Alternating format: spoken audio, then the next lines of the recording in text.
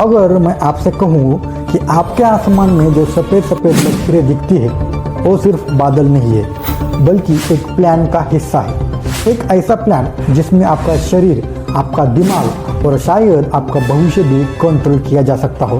क्या आप यकीन करेंगे या फिर आप भी वही कहेंगे जो हमें सालों से बताया गया हो? ये तो बस केमिकल ट्रेल नहीं बल्कि एक कंडेंसेशन ट्रेल है, यानी कि केमट्रेल जैसी कोई चीज होती ही नहीं। लेकिन असली सवाल ये है, क्या हम सच में सब कुछ जानते हैं या फिर हमें जानबूझकर आधी सच्चाई दिखाई जा रही है? आज हम बात करने वाले हैं एक ऐसे टॉपिक की जिस पर इंटरनेट पर हजारों वीडियो है, लाखों लोग बहस कर रहे हैं और बीच में बार बार एक ही नाम घसीटा जाता हो, Bill Gates. Chemtrails, Bill Gates और जियो इंजीनियरिंग, क्या ये सिर्फ एक साजिश की कहानी है? क्या इसके पीछे कोई सच्चाई भी छुपी है? इस वीडियो में मैं आपको पूरी कहानी बताऊंगा, बिना डर के, बिना किसी एजेंडा के, लेकिन हाँ, सच कड़वा हो सकता है। सबसे पहले समझते हैं कि ये केमट्रेल आखिर है क्या।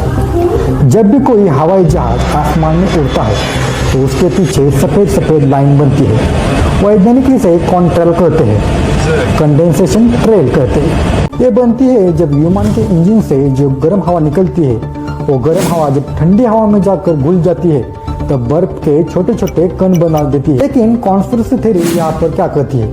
कॉन्स्पिरेसी थ्योरी यहाँ पर यह कहती है कि ये सिर्फ पानी की भाप नहीं है बल्कि इसमें केमिकल्स मिलाए जाते हैं, जैसे कि एल्यूमिनियम, बेरियम या स्ट्रोंशियम, ताकि मौसम को कंट्रोल किया जा सके, लोगों की सोच को प्रभावित किया जा सके या यहाँ तक कि जनसंख्या को नियंत्रित भी किया जा सके।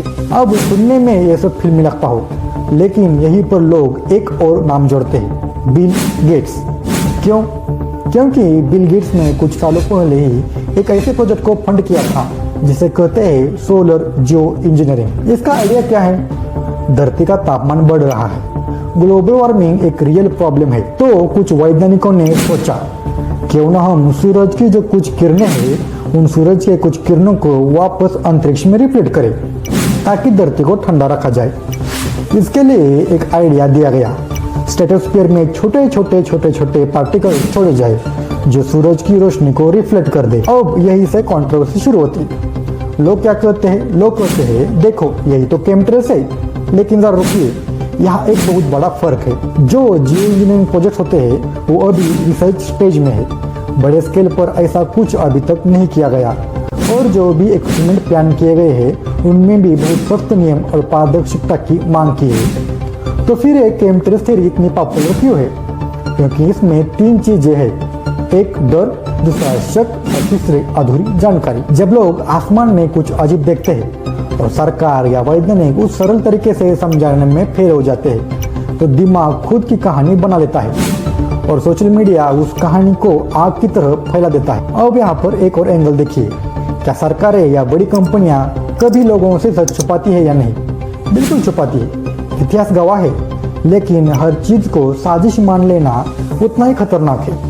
केमट्रेल थ्योरी में सबसे बड़ी समस्या है कोई उसमें ठोस सबूत ही नहीं। अगर वाकई लाखों पायलट्स रोज केमिकल्स को स्प्रे कर रही होती तो उसका असर सिर्फ आसमान में नहीं होता बल्कि जमीन पर भी उसका असर दिखने लगता, पानी में, मिट्टी में, यहाँ तक कि बिल गेट्स का नाम इसलिए आता है क्योंकि वो टेक्नोलॉजी, हेल्थ और क्लाइमेट इन तीनों में इन्वॉल्व है। लेकिन किसी प्रोजेक्ट को फंड करना और दुनिया को कंट्रोल करना ये दो बिल्कुल अलग बातें हैं। अब असली सवाल यहाँ पर यह है, जियो इंजीनियरिंग आखिर क्या है और क्या ये सेफ है? इसका जवाब है हमें अभी पता नहीं। कुछ वैज्ञानिक कहते हैं कि ये ग्लोबल वार्मिंग का अस्थायी समाधान हो सकता है, तो दूसरे कहते हैं ये प्रकृति के साथ खिलवाड़ है जिसका रिजल्ट बहुत ही खतरनाक हो सकता है। यानी कि असली बहस केमट्रेल नहीं बल्कि जियो इंजीनियरिंग है, और यही वो जगह है जहाँ पर हमें सवाल पूछने चाहिए, ना कि बिना सबूत के हर चीज को सीक्रेट प्लान मान लेना। तो अगली बार जब आप आसमान में और सफेद सफेद लकीरें देखेंगे तो डरने की बजाय सवाल पूछिए, क्या ये सिर्फ विज्ञान है या फिर हमें और जानकारी चाहिए? क्योंकि सच हमेशा दो एक्सट्रीम के बीच में होता है, ना पूरी तरह साजिश होती है ना पूरी तरह मासूम होती है। और सबसे खतरनाक चीज क्या है? अंधविश्वास, चाहे वो सरकार पर हो या उन कॉन्स्पिरेसी थ्योरीज पर हो। अगर आपको लगता है कि आपको सब पता है तो शायद आप सबसे ज्यादा गलत हो। सोचिए, सवाल कीजिए और किसी भी चीज पर आंख बंद करके भरोसा मत कीजिए।